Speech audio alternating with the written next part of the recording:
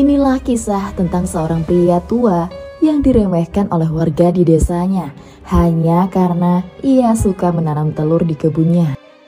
Bagaimanakah ceritanya? Mari kita simak video ini.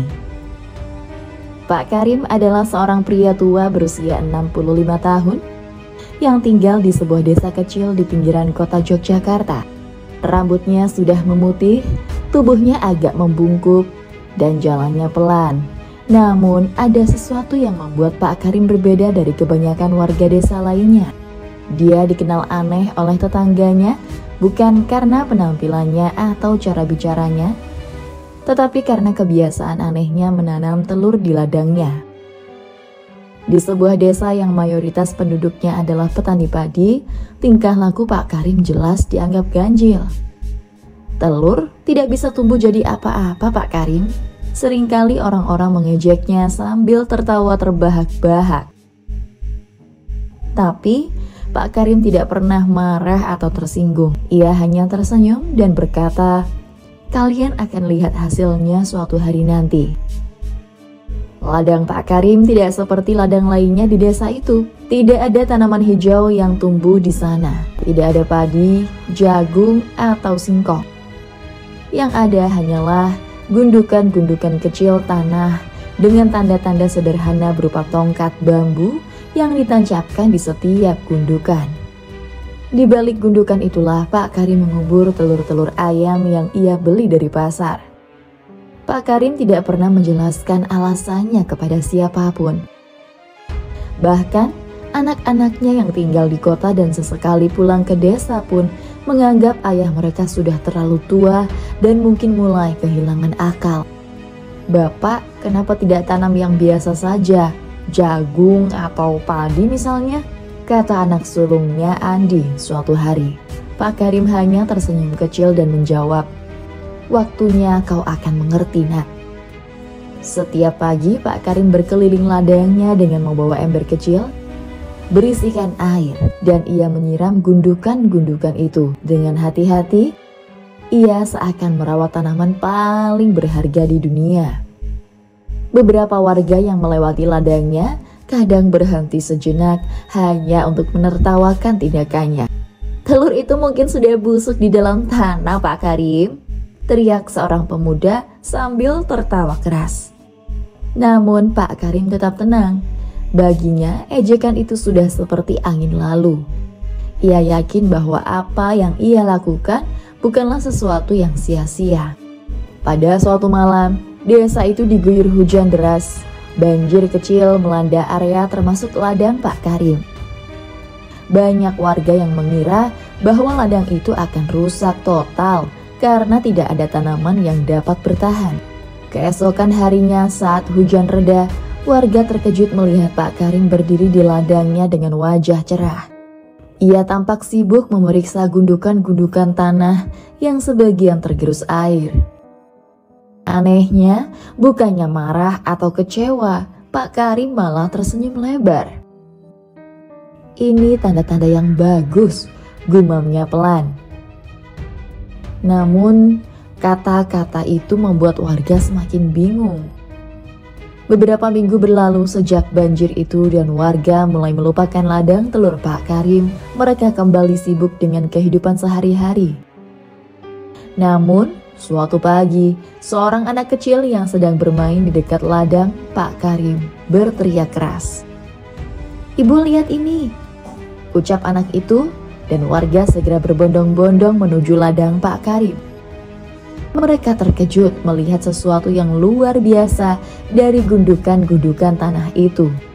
Tumbuh sesuatu yang belum pernah mereka lihat sebelumnya. Batang-batang kecil seperti jamur dengan warna putih berkilauan yang tampak seperti telur ayam. Pak Karim muncul dari gubuk kecil di pinggir ladangnya dengan senyum penuh kemenangan. "Inilah yang aku tunggu-tunggu," katanya. Warga yang awalnya mengejek Pak Karim kini berdiri melongo, tak tahu harus berkata apa. Mereka bertanya-tanya, apakah ini semacam keajaiban atau ilmu yang hanya dimiliki oleh Pak Karim? Hari itu Pak Karim menjelaskan kepada warga bahwa ia telah habiskan tahun-tahun mempelajari sebuah metode kuno yang diajarkan oleh seorang kawan lama. Ini bukan telur biasa, katanya. Ini adalah cikal bakal tanaman yang bisa menghasilkan bahan makanan yang lebih bergizi dan tahan terhadap cuaca ekstrim. Namun, sebelum warga sempat memahami lebih jauh, cerita tentang ladang telur Pak Karim tersebar hingga ke kota. Wartawan, peneliti, dan bahkan pihak pemerintah datang untuk melihat sendiri keajaiban itu. Desa kecil yang dulu sepi, kini menjadi ramai oleh orang-orang berdatangan ke ladang. Minggu-minggu berikutnya, desa semakin ramai. Para peneliti dari universitas datang membawa peralatan mereka, mengamati ladang Pak Karim dengan penuh rasa ingin tahu. Mereka menggali sedikit dari salah satu gundukan, mengambil sampel tanah dan memeriksa jamur telur yang tumbuh di sana. Hasil awal menunjukkan bahwa tanaman itu memiliki kandungan nutrisi yang sangat tinggi, bahkan jauh lebih baik daripada kebanyakan tanaman yang dikenal manusia. Namun, ada satu hal yang membuat peneliti bingung, bagaimana tanaman itu bisa tumbuh dari telur. Secara biologis, ini tidak masuk akal. Beberapa menduga bahwa tanah di desa itu memiliki kandungan mineral yang unik. Sementara yang lain mencurigai bahwa Pak Karim menggunakan semacam formula rahasia. Namun, setiap ditanya, Pak Karim hanya tertawa. Orang yang dulu mengejek Pak Karim kini sering datang untuk meminta maaf atau sekedar berbasa-basi dengan Pak Karim. Mereka datang dengan tangan terbuka tanpa tindakan ejekan. Hingga suatu hari, pemerintah datang untuk menawar ladang Pak Karim dengan harga fantastis. "Maaf, ladang ini tidak saya jual," katanya tegas. Ia lebih memilih untuk menjaga ladangnya tetap seperti sedia kala. Dengan tangan tuanya yang penuh keriput, masih setia menyiram gundukan-gundukan tanah setiap pagi. Namun, keajaiban ini tidak hanya membawa kebaikan di malam hari. Beberapa warga mulai mendengar suara aneh dari ladang Pak Karim. Suara berbisik seperti seseorang sedang berbicara dalam bahasa yang tidak dimengerti. Anak-anak kecil yang bermain di dekat ladang siang hari juga melaporkan melihat bayangan-bayangan di antara gundukan tanah. "Ibu, ada yang aneh di ladang sana," bisik seorang anak kepada ibunya. Desas-desus ini membuat geger. Warga mulai takut. Ada yang beranggapan bahwa ladang Pak Karim bisa subur karena ada perjanjian dengan makhluk halus. Tetapi Pak Karim hanya tersenyum ketika mendengar kabar itu. "Tidak ada yang perlu ditakutkan," katanya. "Semua ini bagian dari alam. Kadang kita hanya sedikit memahaminya. Namun, sesuatu yang tidak biasa benar terjadi." Suatu malam, seorang pemuda bernama Jaka yang dikenal suka ugal-ugalan mencoba mencuri salah satu jamur telur dari ladang itu. Malam itu, langit gelap tanpa bintang dan suara jangkrik terdengar semakin keras. Seiring langkah, Jaka mendekati ladang. Saat ia menggais salah satu gundukan itu, ia merasa tanah di bawahnya hangat. Saat ia menggali salah satu gundukan, ia merasa tanah di bawahnya hangat, hampir seperti ada sesuatu yang hidup di dalamnya. Dengan cepat, ia mengambil jamur telur itu dan memasukkannya ke dalam karung. Namun, sebelum ia sempat pergi, tanah di sekitarnya tiba-tiba berguncang. Gundukan-gundukan lain mulai bergerak, seperti ada sesuatu yang ingin keluar dari dalam tanah. Jaka lari ketakutan meninggalkan karungnya di tengah ladang. Pagi harinya, warga menemukan Jaka bersembunyi di rumahnya. Wajahnya pucat pasi. "Ladang itu hidup," katanya gemetar. Pak Karim hanya tersenyum ketika mendengar cerita itu. Ia datang ke rumah Jaka dan menepuk pundaknya dengan lembut. Kau tidak perlu takut, katanya. Ladang ini tidak akan menyakitimu selama kau tidak merusaknya. Tetapi kejadian malam itu membuat warga desa semakin penasaran sekaligus takut. Mereka mulai bertanya-tanya, apakah ladang telur Pak Karim benar-benar sesuatu yang alami ataukah ada kekuatan lain? Pak Karim tetap tenang melanjutkan rutinitasnya tanpa terganggu oleh rumor atau ketakutan orang-orang di sekitarnya. Namun, hanya ia yang tahu bahwa ladang itu bukan hanya ladang biasa dan apa yang tumbuh di sana adalah bagian dari rahasia besar yang selama ini ia simpan. Rahasia yang jika terungkap bisa mengubah hidup, tidak hanya warga desa, tetapi seluruh dunia. Namun, apakah dunia siap untuk mengetahui kebenarannya itu? Pertanyaan yang bahkan Pak Karim sendiri belum tahu jawabannya. Suatu hari seorang pria asing datang ke desa. Penampilannya memakai setelan jas rapi yang datang untuk suasana desa kecil itu. Pria tersebut memperkenalkan dirinya sebagai Bapak Surya, seorang pengusaha sukses dari Jakarta yang mendengar kabar tentang keajaiban di ladang Pak Karim. Dengan senyum lebar, Bapak Surya menemui Pak Karim di ladangnya. "Pak Karim," katanya dengan nada penuh percaya diri, "saya tertarik dengan apa yang Anda lakukan di sini. Ladang ini memiliki potensi besar untuk dikembangkan. Bayangkan jika kita bisa memproduksi tanaman ini secara massal, kita bisa memberi makan dunia." Pak Karim mendengarkan dengan sabar, tetapi ia menggeleng pelan. "Ladang ini bukan untuk dijual, Pak. Ini bukan tentang uang." Namun, Pak Surya tidak mudah menyerah. Ia mulai menggunakan berbagai cara untuk meyakinkan Pak Karim, termasuk menawarkan sejumlah uang yang sangat besar. Ketika itu tidak berhasil, ia mencoba mempengaruhi warga desa bahwa ladang ini dapat menstabilkan kehidupan kalian akan jauh lebih baik, katanya kepada para warga. Warga desa mulai tergoda. Mereka mendatangi Pak Karim, memintanya untuk mempertimbangkan tawaran itu. "Pak Karim, kami butuh perubahan. Kalau ladang ini bisa membawa kemajuan untuk desa, kenapa tidak?" kata seorang warga. Namun Pak Karim tetap pada pendiriannya. Ladang ini bukan hanya tentang desa kita. Ada hal yang lebih besar yang harus kita lindungi. Warga mulai merasa kesal. Mereka merasa Pak Karim egois, tidak peduli pada kebutuhan orang banyak. Di sisi lain, Pak Karim semakin tertekan. Tetapi ia tidak ingin menyimpan rahasia yang tak bisa dijelaskan begitu saja. Tidak sabar dengan penolakan Pak Karim, pria dari kota itu memaksa mendatangi ladang Pak Karim. Mereka berencana untuk menggali dan membawa beberapa jamur telur itu untuk dianalisis.